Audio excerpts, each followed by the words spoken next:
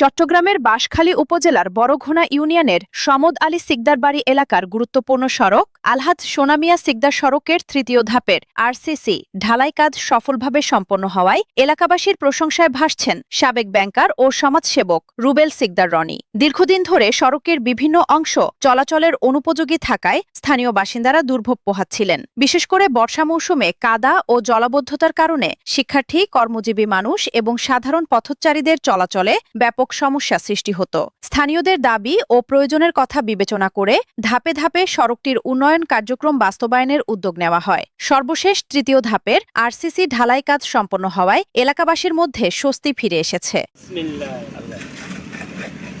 স্থানীয়রা জানান, সড়কটির উন্নয়নের ফলে যাতায়াত ব্যবস্থা যেমন সহজ হয়েছে, তেমনি এলাকার সামগ্রিক যোগাযোগ ব্যবস্থারও উন্নতি ঘটেছে। এলাকাবাসী বলেন, রুবেল সিকদার রনির আন্তরিক প্রচেষ্টা, সার্বক্ষণিক তদারকি এবং উন্নয়নমুখী চিন্তার ফলেই সড়কটির কাজ সফলভাবে সম্পন্ন হয়েছে।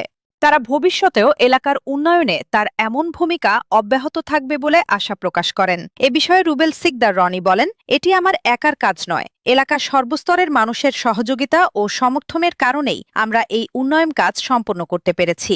এটা হচ্ছে দেখার বিষয়, আমি এলাকাতে কয়টা উন্নয়ন করলাম, কয়টা রাস্তা করলাম, কয়টা ভালো কাজে এগিয়ে গেলাম, এটা হচ্ছে দেখার বিষয়। তারপর হচ্ছে রাজনীতি করা আমার নেশা না, আমি রাজনীতি করি না, আমার নেশা হচ্ছে উন্নয়ন করা আমার নেশা। আমি হচ্ছে কাজে বিশ্বাসী।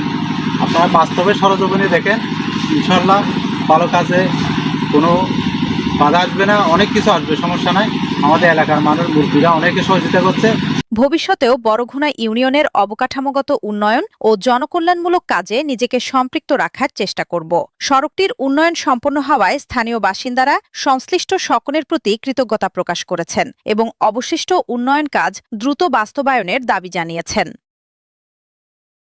News desk, Chittagong.